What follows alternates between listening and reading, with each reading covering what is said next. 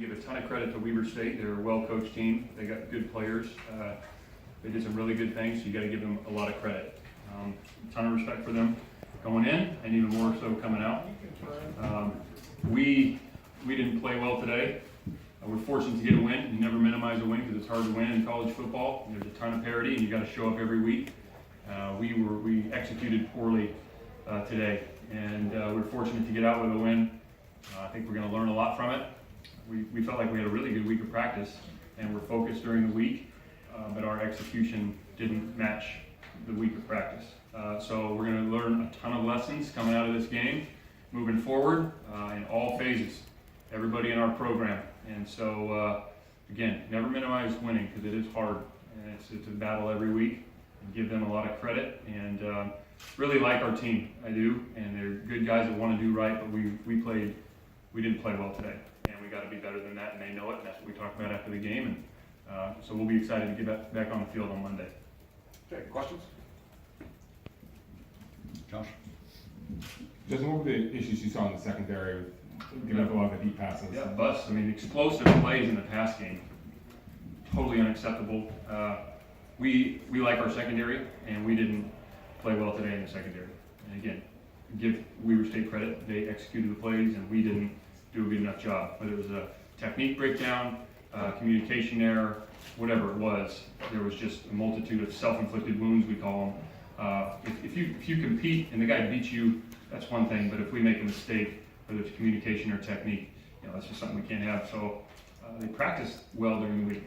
They were focused and practiced well during the week, but our execution just wasn't there. So there's going to be a lot of teaching going on Monday, and they're going to play better, and they have to play better, and we need those guys. But totally, it's just unacceptable how we played there.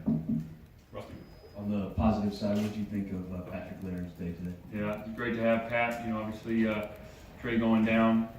Pat's really done that since we've been here. Just been a really steady guy. Kind of he can run the ball. He blocks. He catches the ball out of the backfield. It's great to see him make some of those plays.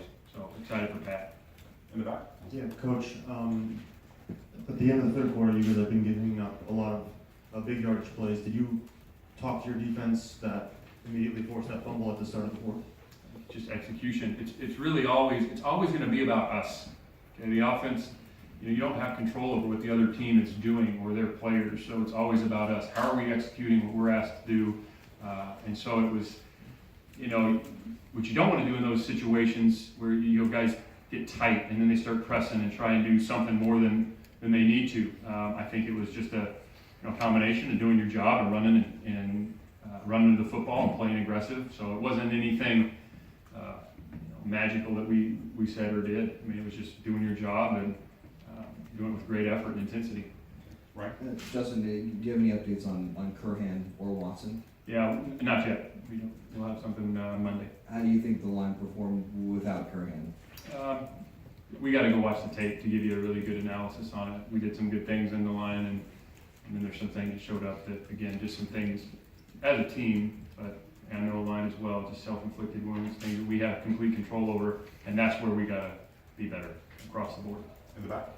Coach, can you talk about the turnovers and the opportunities your defense took advantage of to create the sacks and the forced fumbles? Yeah, you're always turnover margin and big plays. Those are the two things we talk about the most. And we were able to get some turnovers today, and we need to capitalize on those turnovers. I think we did once today. Got a touchdown off a turnover, but we got to capitalize on them. And on offense, we got to protect the ball. We did a better job of that today. So I think it's just it's usually a combination of things when you're creating turnovers. It's playing fast, it's playing aggressive, it's having confidence in your technique, confidence in what your job is. So it's a lot of those things that will lead to turnovers. Does it tell you anything about the team that they found a way to win on a day where they didn't play particularly well? Yeah, that's probably that's what we talked about in the locker room. You never minimize winning because it is hard, but just to find a way when it's not going according to plan, and it usually never goes according to plan. But what we have to be better at across the board is just controlling the controllables. What can we do on that given play, technique-wise, scheme-wise, communication-wise, and worrying about that. And the rest of it, you know, you can't worry about the things you can't control. And so we just got to be better than that as a team. In the back. Hi, Coach. First game back in Berkeley after a number of years. How did it feel to be back? It's great to be in our stadium. I appreciate all the fans staying towards the end. You know, I'm sure they weren't. We would like to play better for them too. You know, but we appreciate our fans coming out. It's a hard place to beat on a Saturday afternoon. There's no doubt about that. Anything else? You talked about scoring on the turnover later, but there were two turnovers in the first half where you got the ball inside their 35-yard line and you came away with 3 points. How disappointing was that? Yeah, I mean, capitalize. You want, especially when it's in their territory. I'm talking about touchdowns.